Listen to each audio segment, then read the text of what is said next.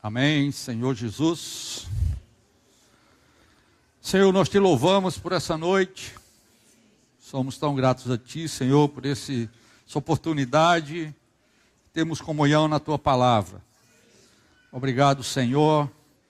O Senhor começou desde ontem essa comunhão das igrejas, tantos irmãos espalhados por esse país. Nós pedimos nessa noite, mais uma vez, Senhor, a Tua bênção. Que Tu estejas conosco, Senhor. Senhor, a Tua presença é indispensável para nós. Ajuda-nos, Senhor, no encargo da palavra. Cobre-nos com Teu precioso sangue. Senhor, seja conosco. Unja nossos lábios, unja nosso coração, Senhor.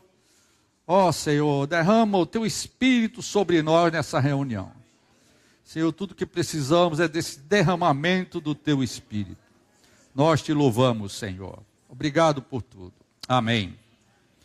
Louvado seja o Senhor. Estamos então começando a nossa segunda mensagem da comunhão das igrejas do Brasil, cujo tema é visão e edificação da igreja, princípios e realidade. Amém? E ontem à noite nós tivemos a primeira mensagem, dada pelo nosso irmão Alexandre, intitulada Nossa Visão, Identidade e Vida, onde o nosso irmão nos levou a Mateus 16, e aqui eu quero fazer a nossa ponte para a nossa comunhão de hoje à noite. Mateus 16 ficou tão claro para nós que o Senhor Jesus quer uma igreja para Ele, amém? E uma igreja edificada. Para isso ele levou os seus discípulos para Cesareia de Filipe e lá perguntou a eles, que diz o povo ser o Filho do Homem. E Pedro, como sempre, tomou a dianteira. Pedro, tomando a palavra, disse a Jesus, Tu és o Cristo, o Filho do Deus vivo. Então essa é uma grande revelação. Por isso que essa comunhão tem o título Visão e Edificação da Igreja. Porque tudo parte de uma visão celestial, de uma visão no monte. Nós precisamos, então, nos achegar ao Senhor. E a primeira coisa que nós precisamos ver é que Ele é o Cristo, o Filho do Deus vivo. E essa revelação é importante porque tudo parte dEle. Ele é o Cristo, Ele é aquele comissionado para uma obra, e Ele é também o Filho do Deus vivo, aquele que pode dar vida para nós. Amém? Então esse é o primeiro ponto da revelação, mas a revelação ainda precisava ser completada, e o Senhor Jesus falou, eu também te digo, Pedro, tu és Pedro, uma pedrinha, e sobre esta rocha eu edificarei a minha igreja. Isso está aqui em Mateus capítulo 16. Bem-aventurado é você, Simão, porque não foi carne e sangue que revelou isso a você, mas meu Pai que está nos céus. Louvado seja o Senhor, que nesses dias, irmãos, essas 3 mensagens, também os irmãos estão tendo comunhão nas regiões, nas localidades. Deus possa trazer revelação para nós. O que nós precisamos é revelação, amém? Tu és o Cristo, e eu te digo que eu edificarei a minha igreja, e as portas do inferno não prevalecerão contra ela. Logo em seguida, as portas do inferno se abriram, através da pessoa de Pedro, e Jesus nos deixou um grande caminho. Como? Porta dos céus. Ó Senhor Jesus, eu estou falando que foi a do inferno mesmo, porque foi Pedro que falou. Arreda Satanás. Eu falei, a porta do inferno mesmo se abriu. Tá? Alguém não entendeu aí? Mas logo após essa grande revelação, a porta do inferno se abriu na boca de Pedro. E o Senhor aproveitou para dizer que quem quiser seguir após Ele, tem que fazer uma coisa, negar a si mesmo, tomar a sua cruz. Esse é o caminho para a edificação. A edificação, irmãos, não depende da gente arrumar uma igreja, arrumar um grupo de pessoas bonitinhos, que cantam bem, com um pregador que fala bem. O caminho da edificação passa pela nossa cruz. E essa é a grande dificuldade que nós temos hoje para levarmos adiante a obra de Deus. Mas essa obra vai ser consumada. Amém? Eu queria ler para vocês a consumação dessa obra, está em Hebreus capítulo 12.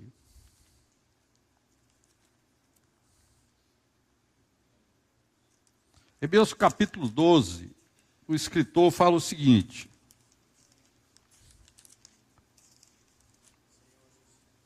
versículo 22. Pelo contrário, vocês... Eu vou ler antes aqui do versículo 18. Ora, vocês não chegaram ao fogo palpável e aceso, à escuridão, às trevas, à tempestade, ao toque da trombeta e ao som de palavras tais, que aqueles que ouviram isso pediram que não lhes falasse, que não lhes fosse dito mais nada, pois já não suportavam o que lhes era ordenado. Até um animal, se tocar o monte, será apedrejado. Na verdade, o espetáculo era tão horrível que Moisés disse: estou apavorado e trêmulo. Pelo contrário, essa aqui é a situação no Monte Sinai. Todos nós sabemos, quando eles saíram do Egito, eles saíram dispersos, era uma multidão seguindo Moisés, tá? Cruzaram o Mar Vermelho como uma multidão, mas o que Deus queria mesmo era uma congregação.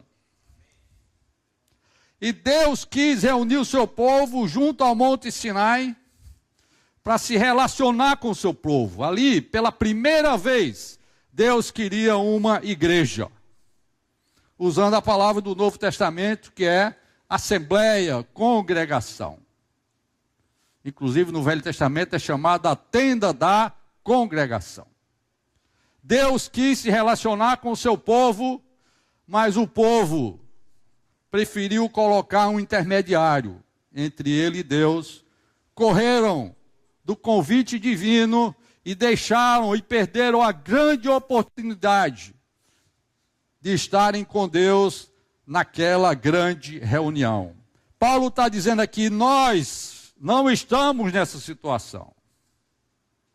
Paulo quer dizer o seguinte: pelo contrário, vocês chegaram ao Monte Sião e à cidade do Deus vivo, a Jerusalém celestial e a milhares de anjos.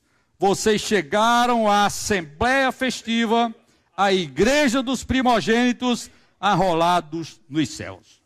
Vocês chegaram a Deus, o juiz de todos, e aos espíritos dos justos aperfeiçoados, e a Jesus, o mediador da nova aliança. Não é mais Moisés, é Jesus. E ao sangue da aspersão, que fala melhor do que o sangue de Abel. Meus irmãos, isso foi uma grande revelação que o apóstolo Paulo trouxe para nós. Deus quis se reunir com o povo preferiu um intermediário. E nós sabemos qual foi a consequência do intermediário. Daí para frente vem a questão do bezerro de ouro, e vocês sabem em que deu aquela história. E aí precisou se levantar uma tribo para ser intermediária entre Deus e o povo. Mas louvado seja o Senhor que nós chegamos a Jesus. Amém? Hoje, nessa igreja que o Senhor Jesus falou que ia edificar, essa congregação, essa assembleia, como fala aqui nessa versão, eu estou lendo a versão Nova Almeida atualizada, assembleia festiva. Irmãos, a nossa reunião deve ser uma assembleia festiva. Sempre que nós chegarmos a uma reunião da igreja, tem que ter festa, irmão. A reunião da igreja tem que ser uma assembleia festiva. Então aqui é usado essas duas palavras, são duas palavras no grego diferentes, a assembleia, não lembro bem o nome, Paná, não sei o que lá, e igreja dos primogênitos. Igreja é eclesia, que foi nos falado ontem pelo nosso irmão, que é exatamente uma assembleia daqueles que foram chamados para fora das suas coisas, para estarem com o Senhor. Nós fomos chamados, irmãos, para a igreja, para fazer uma coisa só, nos encontrar com Deus, amém? A igreja é o nosso lugar de encontro com Deus, porque nós nos achegamos a Jesus, nós achegamos a essa assembleia dos primogênitos. Louvado seja o Senhor. E nessa noite eu quero compartilhar um pouco sobre a igreja como a casa de Deus. Só reforçando a mensagem de ontem à noite, a igreja é apresentada também na Bíblia como a casa de Deus. Isso nós encontramos em Efésios 2:19, fala que ali nós somos a família de Deus. Vamos ler isso aqui, Efésios capítulo 2.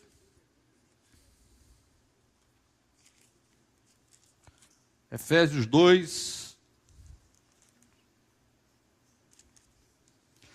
versículo 19, assim vocês não são mais estrangeiros e peregrinos, mas concidadãos dos santos e membros da família de Deus. Porque o nosso Cristo é o Filho do Deus vivo, e é o filho mais velho, é o primogênito. E agora todos nós, com ele, até nos tornamos uma igreja de primogênitos. Isso não é maravilhoso? Primogênito por quê? Porque primogênito tem a bênção, primogênito tem, né, a herança do Pai. Então nós até fomos feitos herdeiros. Louvado seja o Senhor.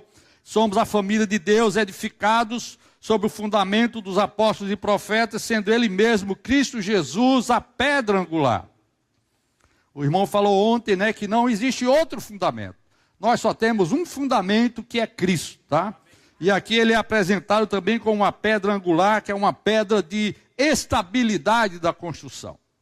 Nele, todo edifício bem ajustado cresce para ser um santuário dedicado ao Senhor.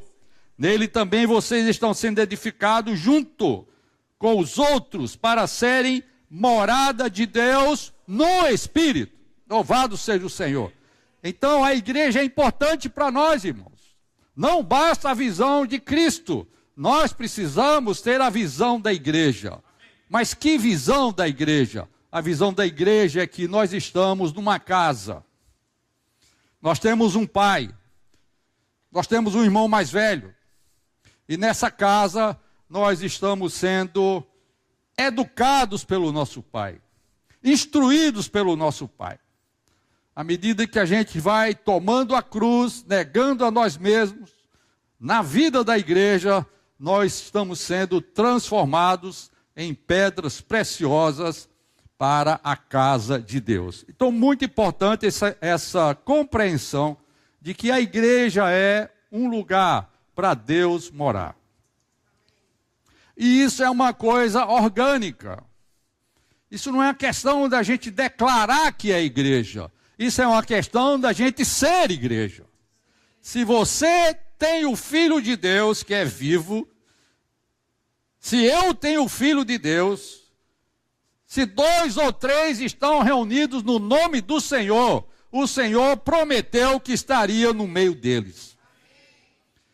Então, irmãos, lá em Hebreus fala de uma Assembleia Universal. Imagine a quantidade de irmãos nessa igreja dos primogênitos arrolados nos céus. Mas é tão importante que no Novo Testamento, se tiver 2 ou 3 reunidos no nome do Senhor, o Senhor está no meio deles. Amém?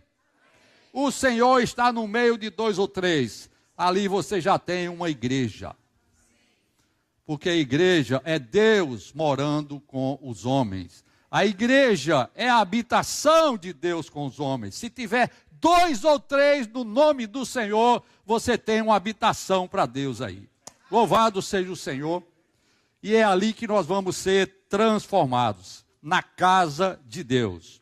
1 Timóteo 3,14 diz que a igreja do Deus vivo é exatamente a casa de Deus. Muito bem, essa casa de Deus no Velho Testamento era o templo ali em Jerusalém, e a minha mensagem começa aqui. A minha casa será chamada casa de oração. Essa casa que é a igreja. O Senhor Jesus chegou ali, Mateus 21, vamos abrir por favor. Mateus 21, quando Jesus chegou no templo naquele dia, ele encontrou o templo uma bagunça. E vale lembrar, irmãos, que esse templo aqui, tanto hoje é a igreja como o nosso corpo. O nosso corpo é o templo do Espírito Santo. Quando Jesus chegar em você, ou chegar na sua igreja, o que ele vai encontrar? Cambistas, comércio, discussão, barulho, feira persa. O que Jesus vai encontrar na igreja? Esse foi o grande problema aqui. Jesus entrou no templo e expulsou todos os que ali vendiam e compravam. Derrubou as mesas dos cambistas e as cadeiras dos que vendiam pombas. O pessoal transformou as coisas religiosas como se fossem coisas sagradas. As pombas eram necessárias para os holocaustos. Então vamos vender pomba aqui, não precisa trazer a pomba de longe. A gente vende aqui mesmo.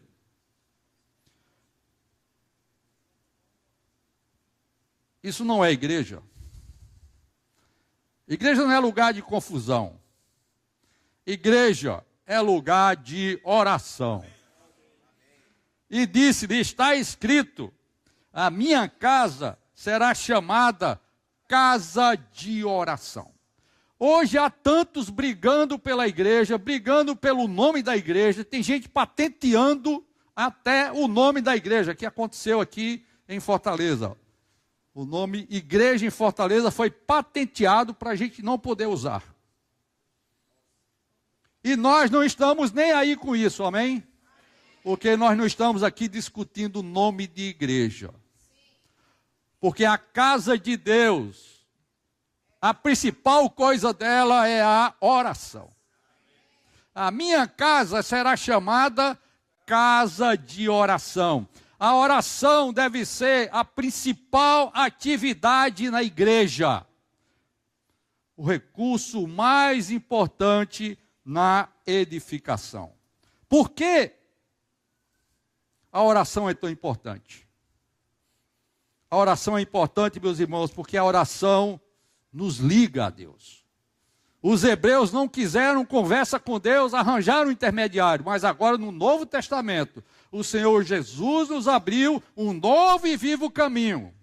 E nós individualmente ou corporativamente temos acesso ao Santo dos Santos e podemos falar abertamente com Deus. E a nossa principal função, nossa principal atividade, a mais importante na igreja, irmãos, é orar. Amém? Eu vou ler para vocês, aliás, antes de eu ler, eu vou dizer também outra coisa. A oração elimina o nosso ser natural. Sabia disso? Não. Orar é a coisa mais difícil nesse universo. Um amado irmão chamado E.M. Bounds escreveu que a oração é uma agressão ao nosso ser natural. É ou não é? A oração é uma agressão ao nosso ser natural. É por isso que o Senhor Jesus falou, se vocês quiserem seguir após mim, vocês têm que negar a si mesmos. Tomar a cruz. Isso, irmão, só acontece através da oração. Então, esse irmão chamado Edward Bounds escreveu o seguinte: a oração é uma obra de humilhação. Quando você se ajoelha, você está dizendo, eu não sou nada, eu sou carente, Senhor Jesus, eu preciso de Ti. É simplesmente isso. A oração é uma obra de humilhação. Ela torna o intelecto e o orgulho o menos importantes. Crucifica a vanglória e aponta a nossa falência espiritual. Se você é um cristão sincero que ora, Deus vai mostrar para vocês, quando você orar, vai mostrar a sua falência espiritual. E vai apontar para você que você precisa continuar invocando o nome dele. E tudo isso são coisas difíceis para a carne e o sangue.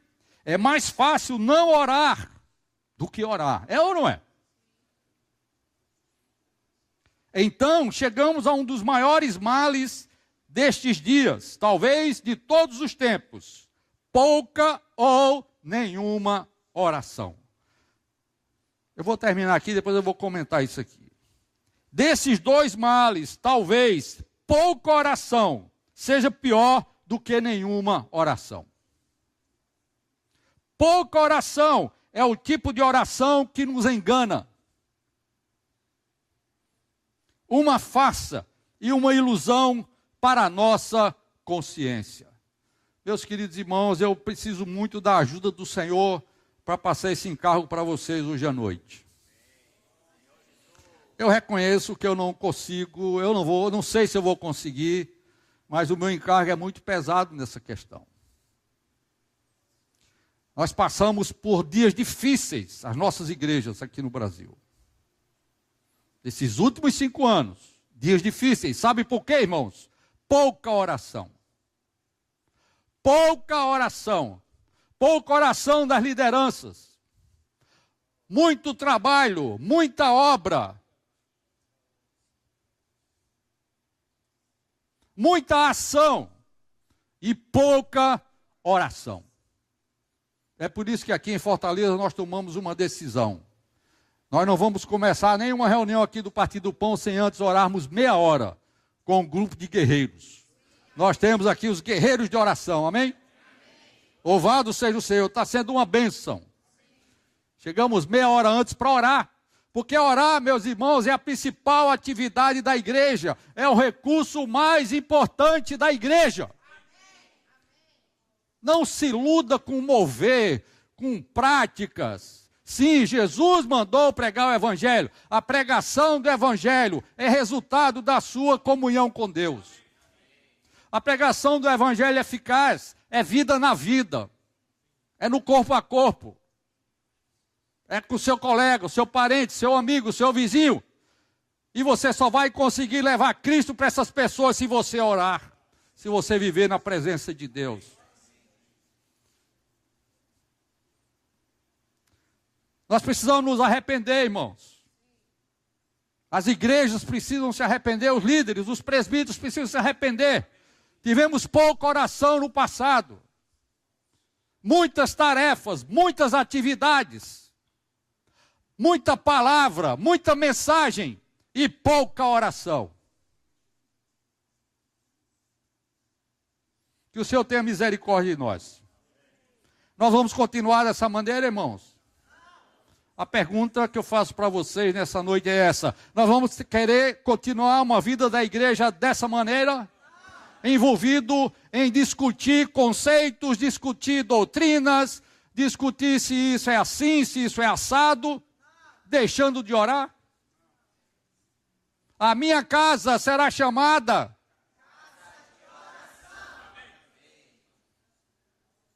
esqueça igreja fulana de tal, igreja isso, igreja aquilo.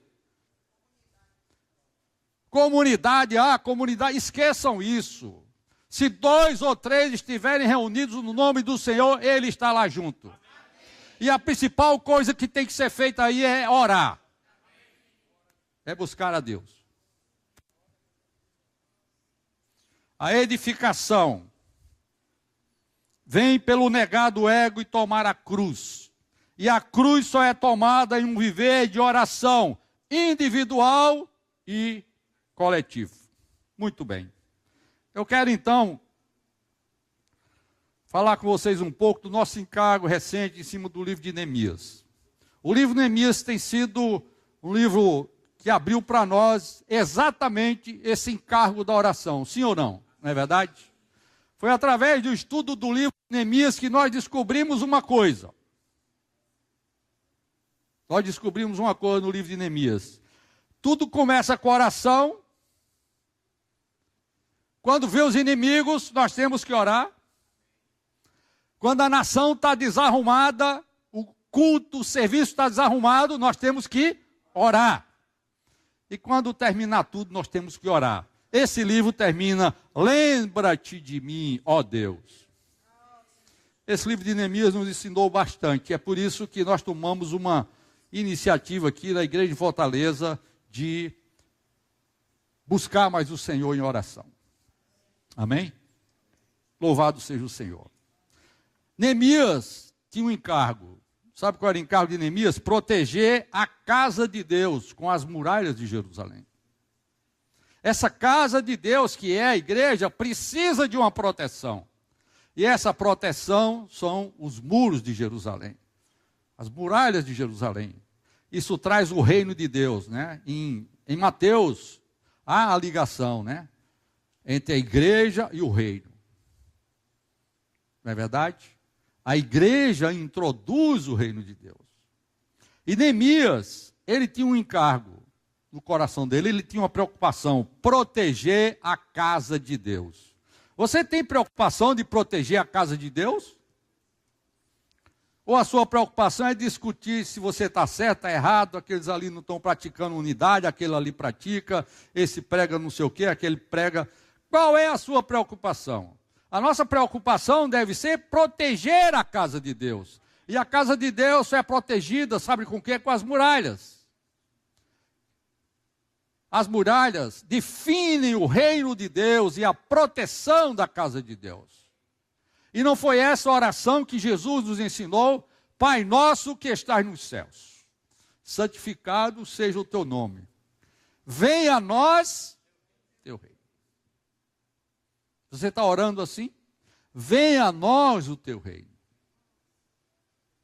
É oração, irmãos. Nós temos orado pela casa de Deus, nós estamos preocupados com a casa de Deus, com o reino de Deus. Nós precisamos orar. As muralhas representam essa esfera do reino, e a reconstrução das muralhas foi possível, porque um homem tomou a iniciativa de orar.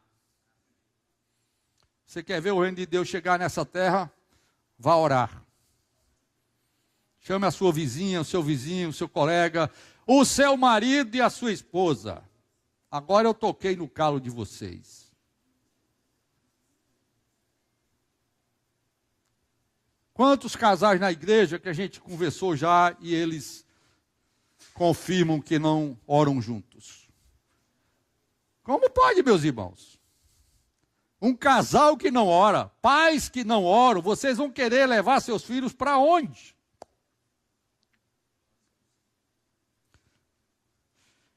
Eu quero mostrar para vocês que a vinda do reino de Deus está diretamente ligada à oração. Apocalipse capítulo 11. Apocalipse capítulo 11.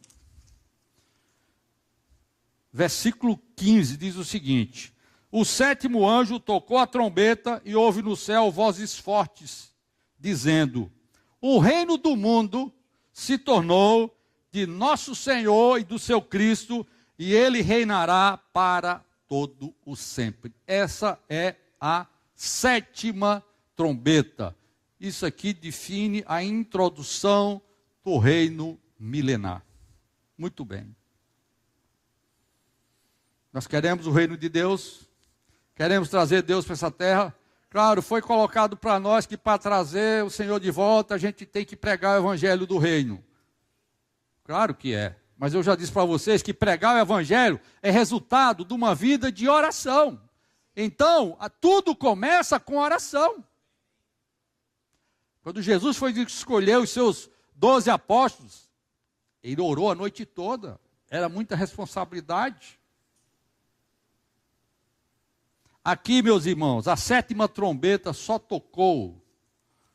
Sabe por quê? Vou dizer para vocês. Isso está no capítulo 8, versículo 1. Quando o cordeiro quebrou o sétimo selo, houve silêncio no céu durante meia hora. Silêncio no céu, sabe por quê? Porque agora o negócio vai pegar. Agora a era vai mudar. O negócio daqui para frente é sério. E aí o céu silenciou por quase meia hora. Então vi os 7 anjos que estão em pé diante de Deus, e lhes foram dadas 7 trombetas. Os anjos estão com as trombetas nas mãos. Veio outro anjo, e ficou em pé junto ao altar com um incensário de ouro, e lhe foi dado muito incenso, para oferecê-lo com as orações de todos os santos, sobre o altar de ouro que está diante do trono. Meus irmãos, isso aqui está a chave para a vinda do reino. A vinda do reino. O toque da última trombeta. Primeira, segunda, terceira, última trombeta. Só acontecerá quando a taça se encher das orações dos santos. Vocês estão entendendo agora qual é a principal atividade da igreja? E da mão do anjo subiu à presença de Deus a fumaça do incenso com as orações dos santos. Então o anjo pegou o incensário, encheu de fogo do altar e o atirou à terra. E houve trovões, vozes, relâmpagos, terremoto. Então os 7 anjos que tinham as 7 trombetas se prepararam para tocar. Os anjos estão esperando a oração dos santos. Foi dito para nós que era o evangelho do reino que determinava a volta do Senhor. Sim, está certo. Mas por trás da pregação do evangelho tem que ter oração. Não vamos transformar a pregação como mera atividade, como uma obrigação, porque os irmãos estão mandando a gente pregar e que Jesus só vai voltar se a gente distribuir isso, aquilo, fizer isso. Não, não. O reino do mundo vai se tornar do nosso Senhor e do seu Cristo na última trombeta, se for oferecido as orações dos santos. Vocês estão entendendo ou não? Vocês estão entendendo que a história da humanidade, a história do homem, está dependendo da minha oração e da sua oração? Não subestime a oração. É por isso que Satanás tem trabalhado no meio dos cristãos para tirar deles o tempo de oração. Vá numa reunião de domingo e vá numa reunião de oração na quarta-feira. Veja a diferença. Não tem 10% de crente. Inclusive nas nossas igrejas. Sim ou não? Nós precisamos mudar ou não, irmãos? Precisamos mudar ou não a nossa visão de igreja? A casa de Deus é uma casa de oração. A oração vai determinar o toque das trombetas. Isso sem falar nas orações dos mártires. Lá, eu acho que no 5º selo por ali. Não é verdade? Eu não tenho tempo de mostrar, isso aqui é uma figura do Velho Testamento. Aquele altar de incenso ficava no meio do tabernáculo.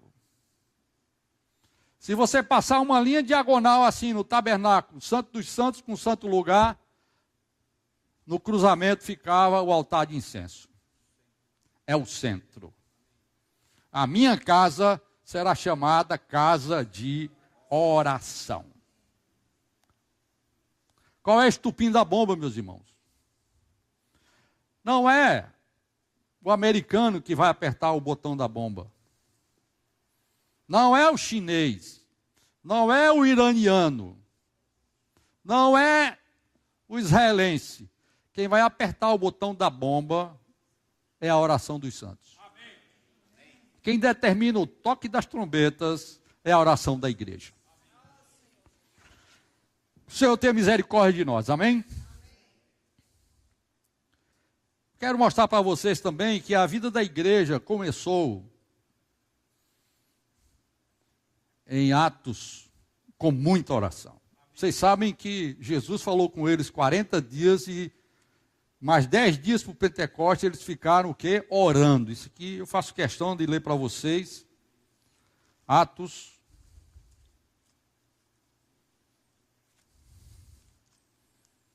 Senhor fez uma promessa para eles. Olha, vocês vão ter que ser minhas testemunhas. Testemunha não é um mero pregador do Evangelho, tá?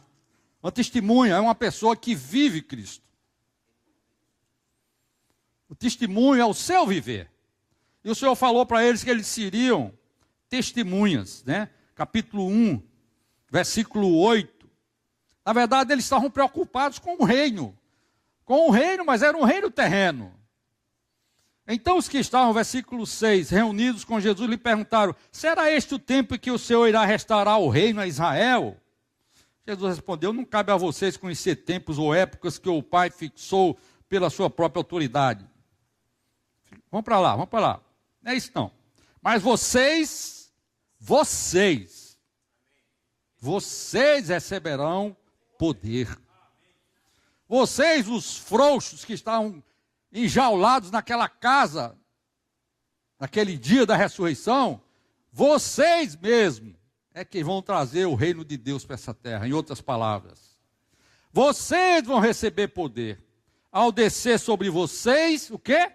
O Espírito Santo. E serão minhas testemunhas, tanto em Jerusalém como em toda a Judéia e Samaria e até aos confins da terra. Depois disso, Jesus foi elevado aos céus. O que é que eles fizeram? Então, no versículo 12, os apóstolos voltaram do Monte das Oliveiras para Jerusalém. A distância até a cidade é de cerca de 1 quilômetro. Quando entraram na cidade, subiram para onde? Não foram cuidar das suas coisas, eles foram orar. Subiram para o cenáculo, onde se reuniam ali os apóstolos todos. E o versículo 14, todos estes perseveravam unânimes em oração. O início da vida da igreja em Jerusalém começa com oração. A escolha de Matias, no versículo 24, diz assim: e orando disseram. A escolha do Matias para substituir o Judas foi debaixo de oração. Capítulo 2, versículo 4 diz: todos ficaram cheios do Espírito Santo naquele dia, no Pentecoste. 50 dias depois, o Espírito Santo desceu sobre eles. E eles ficaram o quê? Cheios do Espírito Santo e começaram a falar em outras línguas, que aqui não é língua estranha, é língua, idioma, tá certo? Segundo o Espírito lhes concedia que falassem. Vocês estão entendendo que eles oraram primeiro e depois falaram? Eles oraram, o Espírito Santo desceu e depois eles falaram. Inclusive falaram a língua dos partos, medas, grego, um monte de língua que tinha naquela época ali. 18 nações, porque eles estavam, irmãos, orando. A coisa mais importante na igreja é orar, meus irmãos. Mas tem mais coisa. Capítulo 2, versículo 41, diz o seguinte: então os que aceitaram a palavra de Pedro foram batizados. Vocês lembram que teve uma pregação de Pedro, aqui era outro Pedro. Depois de oração e de derramamento do Espírito Santo, esse Pedro era outra pessoa. Você quer ser outra pessoa? Vá orar, meu irmão. Vá orar. Sabe quantos se converteram naquele dia? 3.000. A oração segue a multiplicação. Nós não precisamos fazer muita força para multiplicar, mas as nossas igrejas pararam de multiplicar, sim ou não? Há mais de 15 anos atrás, nossas igrejas, muitas se acabaram, muitas diminuíram, raríssimas multiplicaram. Sabe por quê, irmãos? Porque nós não demos ênfase à oração. Tudo começa com oração. O recurso principal da igreja é oração. A casa do meu pai será chamada casa de oração. Nós precisamos ouvir esse recado de Jesus. Amém? Então, Pedro pregou, 3.000 se converteram, e agora? O que fazer? Agora vamos ter a vida da igreja. E perseveravam na doutrina dos apóstolos, na comunhão, no partir do pão e nas Orações. Então aqui você tem os 4 pilares da vida da igreja. O ensinamento dos apóstolos. O que é o ensinamento dos apóstolos? Os apóstolos só ensinavam uma coisa: Jesus é o Cristo, o Filho de Deus, que morreu na cruz, ressuscitou e veio nos salvar. Naquela época não tinha Novo Testamento, irmãos. Naquela época tinha o Velho Testamento, mas a pregação de Pedro aqui, depois faça isso, dever de casa, leia essa mensagem de Pedro. O que foi que Pedro ensinou nessa mensagem? Jesus, o Filho de Deus, que morreu na cruz e ressuscitou. E agora derramou isso que vocês estão vendo aí. E sabe o que é? O Espírito Santo que foi derramado. Esse é o ensinamento dos apóstolos. Mas nós enfeitamos tanto, né? Inventamos tanta coisa como o ensinamento dos apóstolos, não é verdade? No passado. Até que eram os ensinamentos atuais, dos apóstolos atuais, isso tem nada a ver com o que está escrito na Bíblia. O ensinamento dos apóstolos é simplesmente Cristo e a sua obra de redenção. A comunhão com Deus e a comunhão horizontal com os irmãos. O partir do pão, isso aqui não é problema para nós, temos praticado, mas será que tem realidade? Essa é outra questão. E nas orações. É tudo o que nós precisamos na igreja. Pregar Cristo, seguir o ensinamento dos apóstolos, que é Cristo como fundamento da igreja. Ter comunhão com Deus e com os irmãos.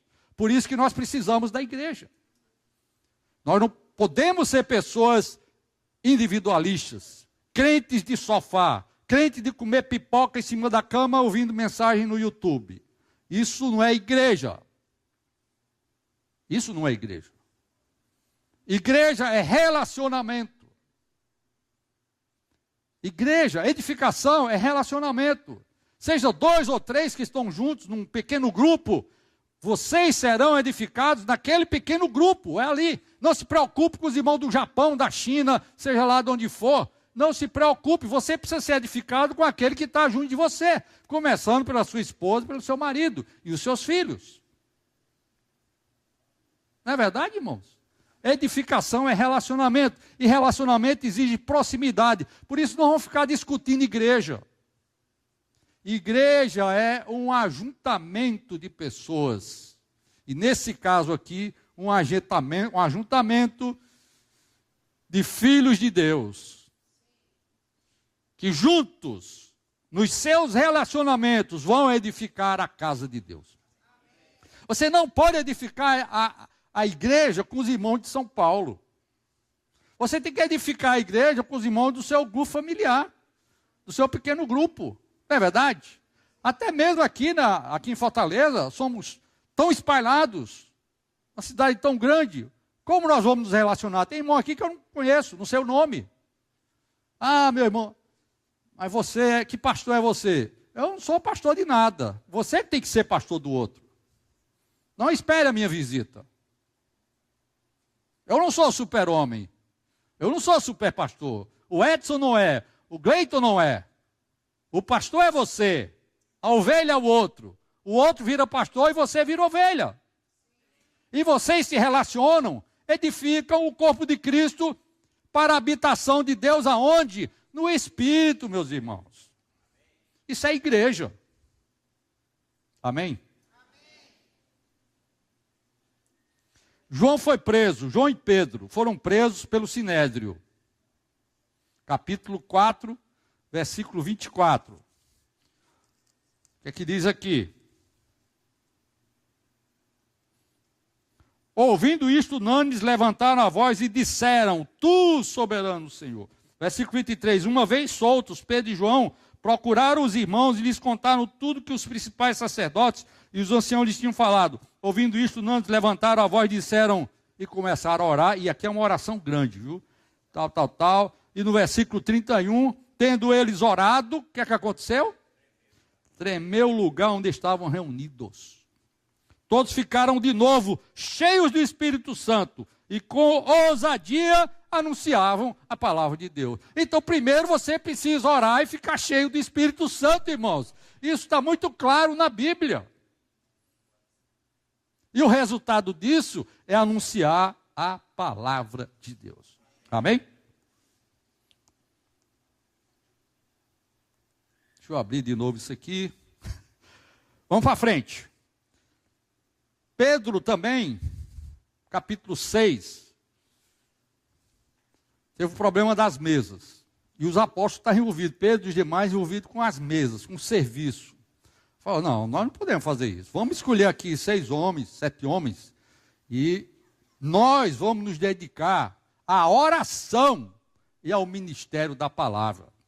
Meus queridos irmãos líderes, vocês têm tomado essa posição de se dedicar à oração e ao ministério da palavra? Presbíteros das igrejas, o que vocês estão dando de comer para os irmãos? Fica aprontando mensagem com estudo vida, com estudo disso, estudo daquilo? Eu não sou contra ler os livros, eu leio livro, e muitos. Mas, meus irmãos, sem oração não dá. Sem oração tudo isso é palha. O princípio é que, aqui é, para aqueles que ministram a palavra, nos entregaremos à oração e ao ministério da palavra. Pedro foi preso por Herodes, e havia o que? Capítulo 12, oração incessante da igreja. Tudo que essa igreja fazia era com oração. A igreja de Antioquia havia que? Profetas e mestres tal que estavam jejuando, adorando e orando. Paulo foi enviado para fazer a maior obra missionária de todos os tempos, com as condições que ele tinha naquela época, porque essas pessoas estavam orando. E teve uma hora que ele quis ir para um lado, quis ir para outro, o Espírito não permitiu, teve que vir uma visão e dizer, passa para Macedônia. A ida para a Europa de Paulo foi através de oração. Muito bem. A igreja de Filipos também começou aonde? Na beira do rio, num lugar de oração. Vocês estão entendendo, irmãos, que a principal coisa na vida da igreja no início era oração, seja em Jerusalém, seja em Antioquia, seja em Filipos, o que os irmãos faziam primeiro era orar. Muito bem. E nós hoje, o que vamos fazer? Eu vou terminando minha mensagem, estou entrando agora na reta final, quero dizer para vocês o seguinte. Nós estamos aqui, nesse tempo, de 2 Timóteo 3:1, onde Paulo falou para Timóteo, nos últimos dias sobrevirão tempos difíceis. É por isso que essa mensagem é tão importante para nós. Por quê, meus irmãos? Nós temos uma guerra na Ucrânia, nós temos Israel sendo afrontado pelo Irã, ninguém sabe se tem bomba atômica, se não tem. Israel dizem que tem, o Irã diz que tem também, a Rússia está de olho, a China, e aí? Vocês estão acordados para ver isso, ou vocês estão entorpecidos? Os sinais da volta do Senhor são claros, irmãos. São claros. O mundo não tem líderes. Alguém vai surgir para mandar nessa confusão toda. Iniquidade, ideologias. Chegando nas nossas escolas, nas nossas crianças, nos nossos filhos. Ideologia de gênero. Relativização de todas as coisas. A Bíblia precisa ser atualizada. O seu filho vai ouvir isso na escola, quem sabe num seminário cristão. A Bíblia precisa ser atualizada numa escola cristã. E você vai dizer o que para o seu filho? Você precisa de orar, meu irmão. Nós vivemos a era do ego. Cada um só pensa em si mesmo. Ainda mais, irmãos, Faraó aumentou o trabalho. Faraó tirou a palha. E você agora não tem mais tempo para nada. O seu tempo de oração já era. Tá? E o Senhor Jesus falou em Lucas 21, que se aquele dia você for pego com o coração sobrecarregado, você vai se dar mal. E para você ser achado em pé, na presença do Filho do Homem, você precisa vigiar orando. Está claro isso aí? Esse é o dia de hoje. Uma igreja desolada, apostasia, heresias, ensinamentos esquisitos. Nós estamos sabendo, né? Estamos conhecendo como isso funciona. Comércio dentro da igreja, amor esfriando, entorpecimento, divórcio doméstico. Já ouviu falar nisso? Não. Eu ouvi um pastor falar essa semana, eu achei interessantíssimo. O maior problema hoje, você está na igreja servindo, bonitinho e tal, mas em casa está divorciado da sua mulher. Vocês não oram juntos, vocês não leem a Bíblia junto, o tempo que tem é estar no celular, ou no computador e assim por diante. Isso chama-se divórcio doméstico. Você está nessa situação? Quem sabe alguns presbíteros, alguns líderes nas igrejas estejam nessa situação. Que tempo é esse, meus irmãos? Esse é o tempo do fim. E nós queremos isso para encontrar o Senhor dessa maneira? Mesmo nós, na vida da igreja, enfrentamos tantos problemas.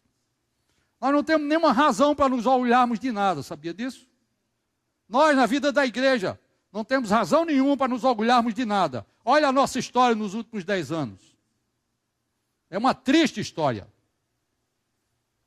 Mais uma vez eu digo, faltou oração. Muita obra, muita tarefa, muito encargo, muito mover. E faltou oração. Mas tem uma esperança para nós, amém? Eu quero ler para vocês Joel. Vou terminar agora. Joel, capítulo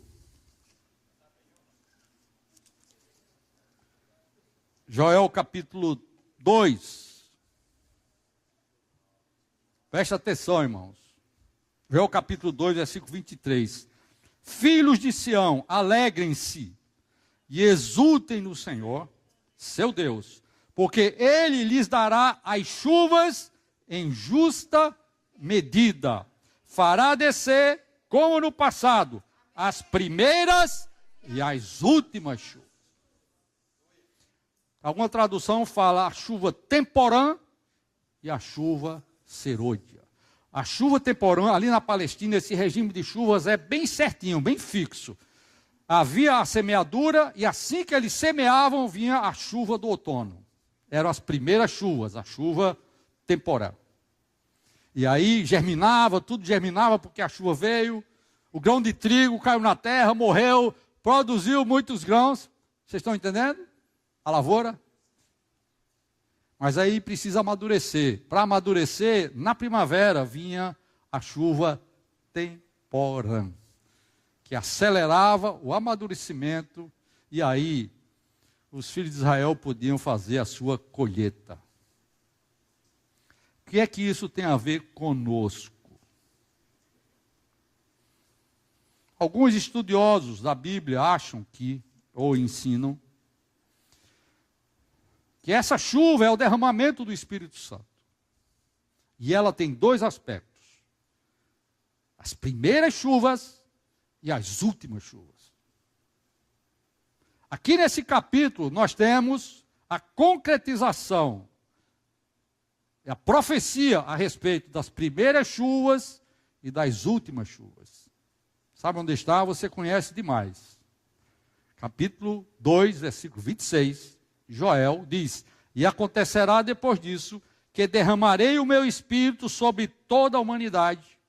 Os filhos e as filhas de vocês profetizarão, os seus velhos sonharão, e os seus jovens terão visões. Até sobre os servos e sobre as servas derramarei o meu espírito naqueles dias. Essas foram as primeiras chuvas. Que dia aconteceu isso? Eu já li para vocês hoje, foi no dia de Pentecostes. Amém? O dia de Pentecostes foi o derramamento do Espírito Santo como chuva temporã, a primeira chuva.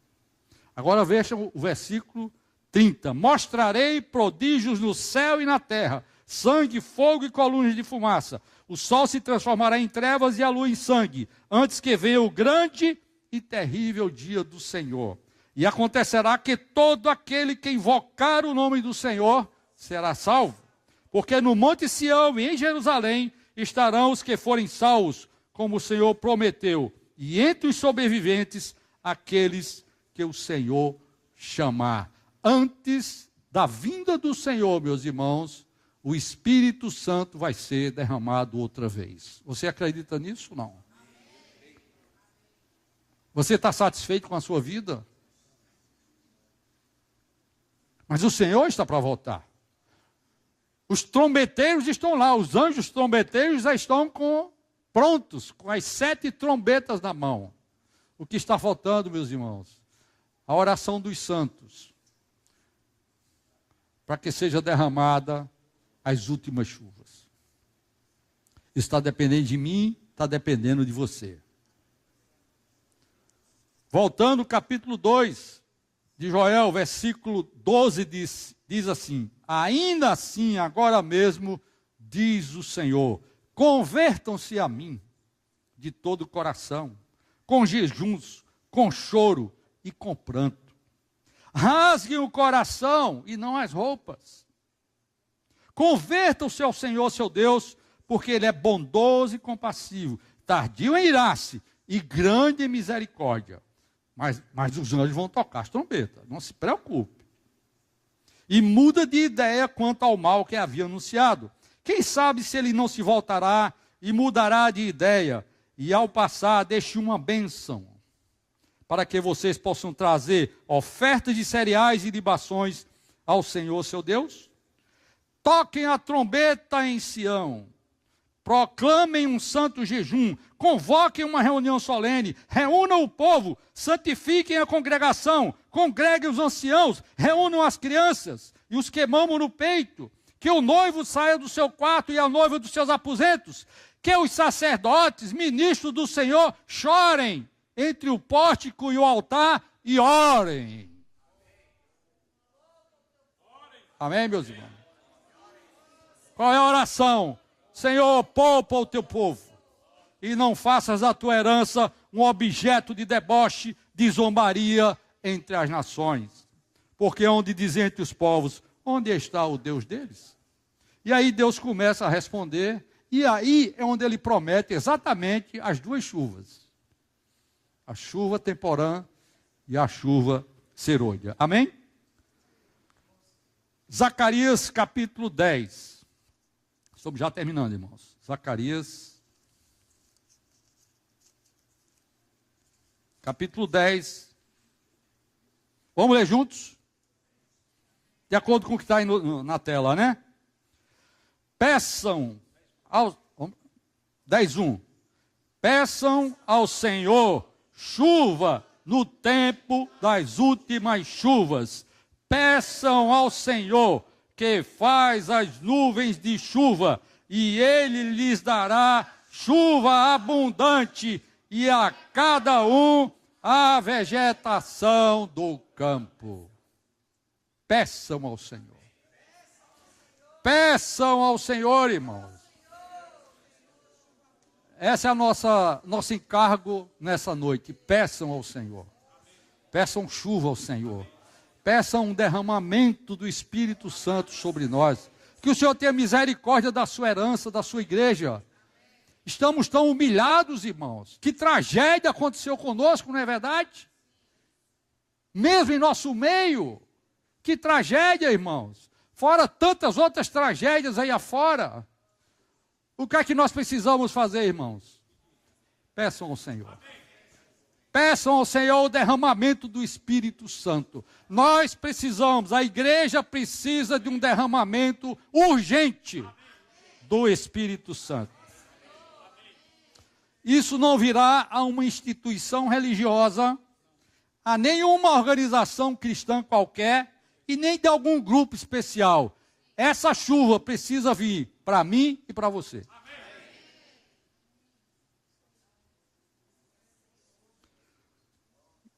Hoje, Deus está à procura de um remanescente que ora. Deus está à procura de um remanescente que ora. As primícias da sua lavoura, para derramar o seu espírito antes do grande dia do Senhor. O dia do Senhor está chegando E em Apocalipse, capítulo 14, há a colheita das primícias. Ali vai começar uma colheita na terra, no capítulo 14. Quem vai ser colhido são as primícias primeiro, para Deus. E depois o anjo vai passar a ceifa, a foice, na terra, terminar a colheita e jogar tudo no lago de fogo. Você quer ser das primícias? As primícias dependem das últimas chuvas. A primícia da lavoura depende das últimas chuvas. Nós, irmãos, precisamos urgentemente de um derramamento do Espírito Santo sobre nós. Peçam ao Senhor. Amém? Que o Senhor nos abençoe, que o Senhor nos dê a graça, que essa mensagem faça alguma coisa em nosso coração. Amém? Deus abençoe a todos.